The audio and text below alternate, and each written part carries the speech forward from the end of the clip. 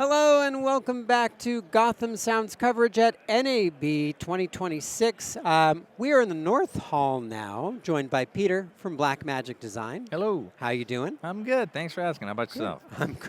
Thank you for having us It's to your been a nice day. plush carpet Hey. in a nice quiet area. My voice and my ears are enjoying the break. Great place to take a breather. Absolutely, absolutely. We're excited to be here with you. Why don't you show us what you've got?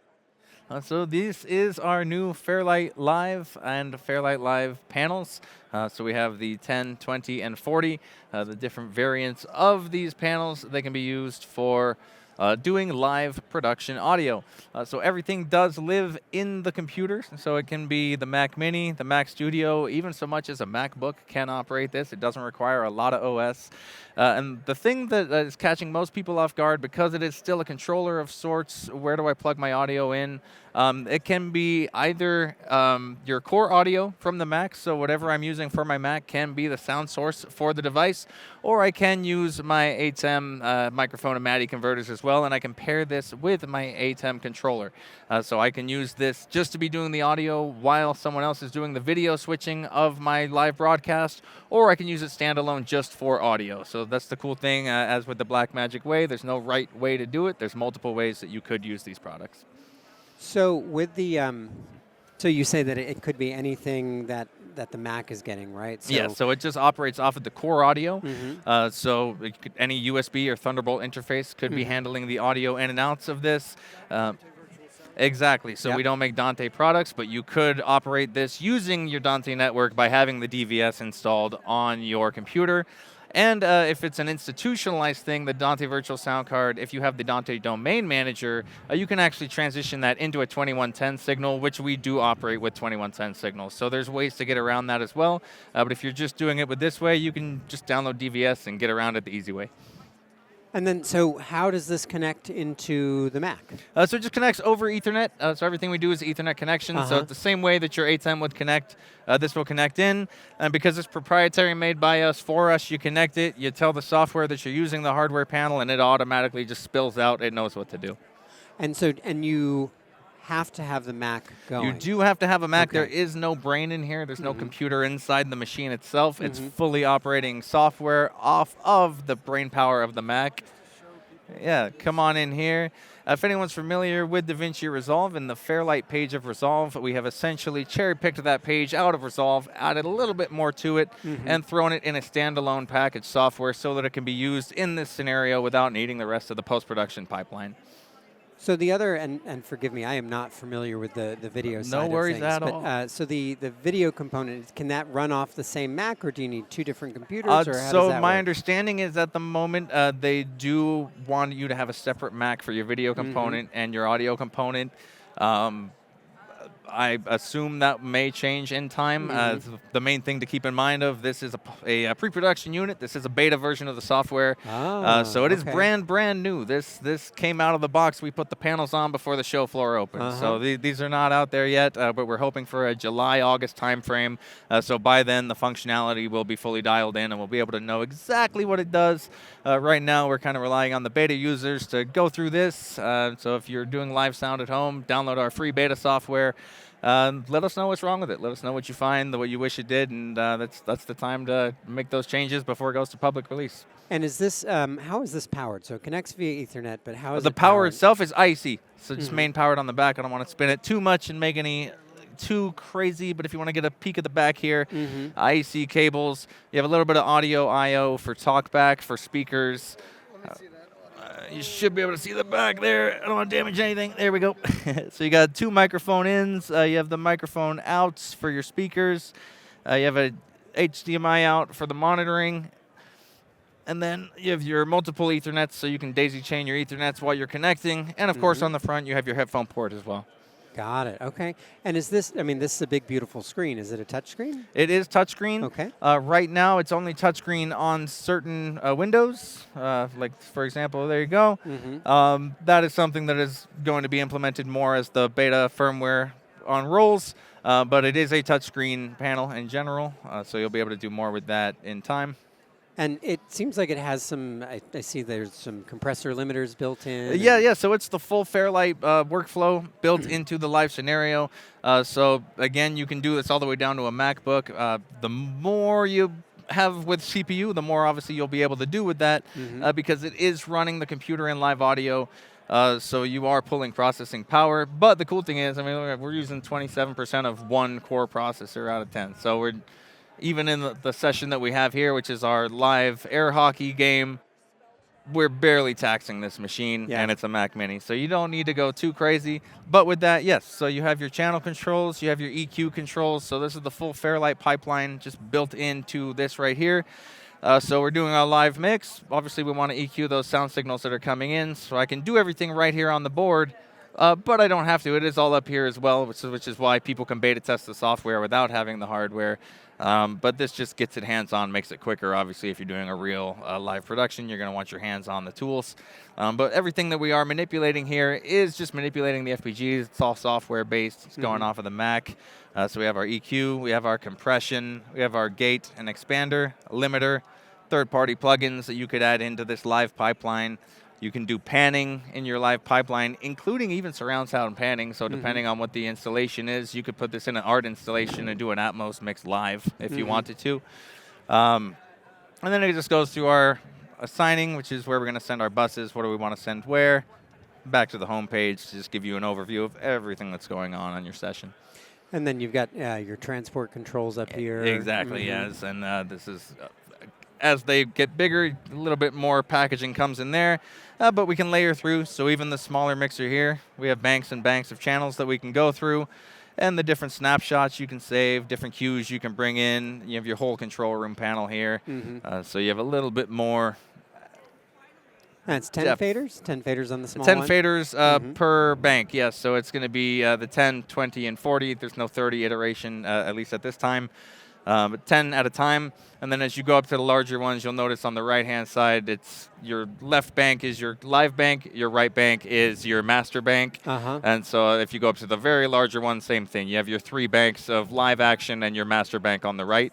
Got it. Whereas over here on the single bay, it's only 1 bay, obviously, so this is going to act as your master fader and your live bank of fader. Whereas these also, because it's customizable, this could just be 2 banks of live fader if you wanted to. That doesn't have to be the master view. We just find that it's helpful. Got it. And so, so it's only Mac. Are there plans for PC or any other operating systems? Or I don't know that it is only Mac. Okay. That's kind of what we use. I see. If it is at the moment, I would be surprised if it's always going to be. I haven't heard anything either or on that. But we're not known for being only one of anything. Right. So I would be surprised if I didn't hear that this is going to unfold to Windows and Linux if it doesn't already work on those things. Very cool. So a couple of questions coming in. Do you know what the power draw is for this? I know it's AC. Oh, I have no idea. No idea. We could find that information. All right, Peter has a follow-up question. Hold on. Let me get Peter from behind the camera. I'm going to give him his mic. There you go. All right, Peter from behind the camera. So my follow-up question is, if enough customers were to request a DC-powered version of the small control surface, would Blackmagic be open to listening to them? It's not my place to say yes or no, but I would say that Blackmagic is known for listening to customer feedback.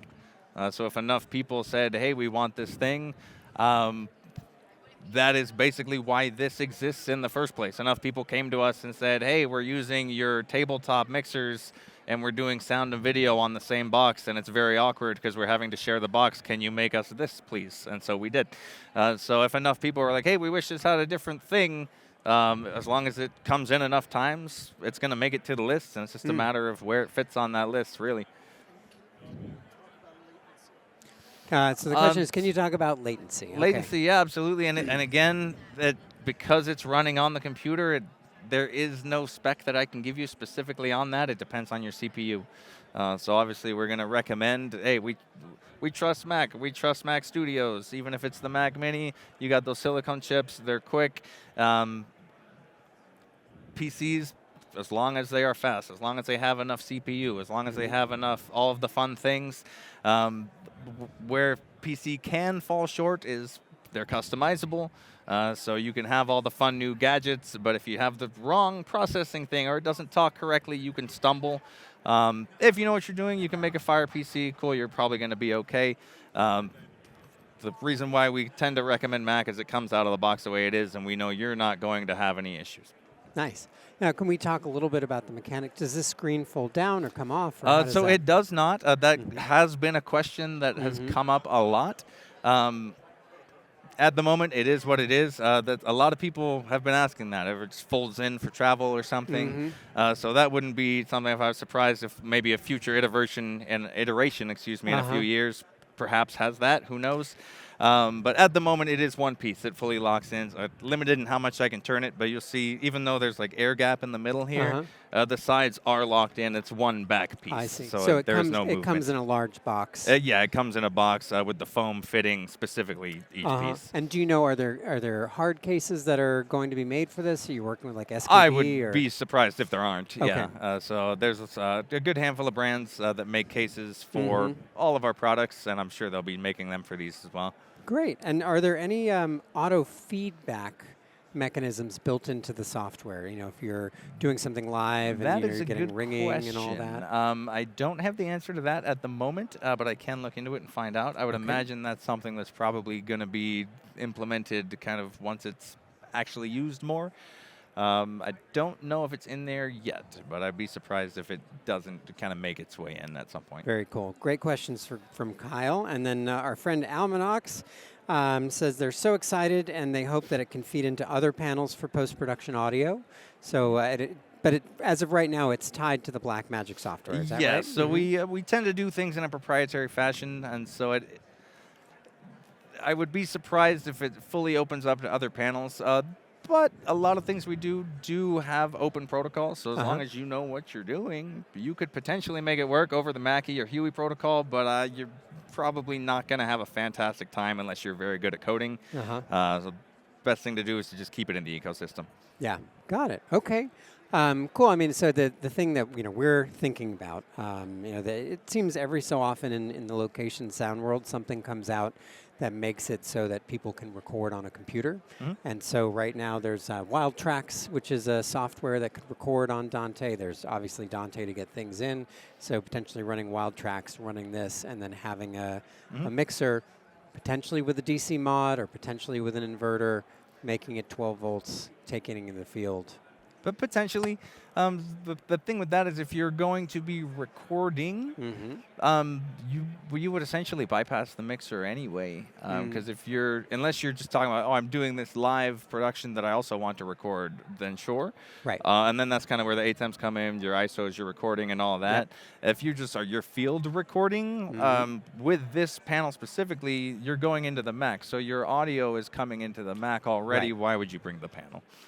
Well, I mean, so when you're recording a film, for instance, right, you want to do a rough mix. You want to do a rough mix for the director. You want to do a rough mix for the editors and things like that. So in that case, and then I would pair it with the ATEM because I'm assuming you're going to want to do a daily or something or a line cut for them to see. So you would get that live mix paired with your ATEM. It's going to be in your ISO file already. So just one step ahead of even needing to go there. Okay. Any more questions from behind the camera, Peter? Okay, great.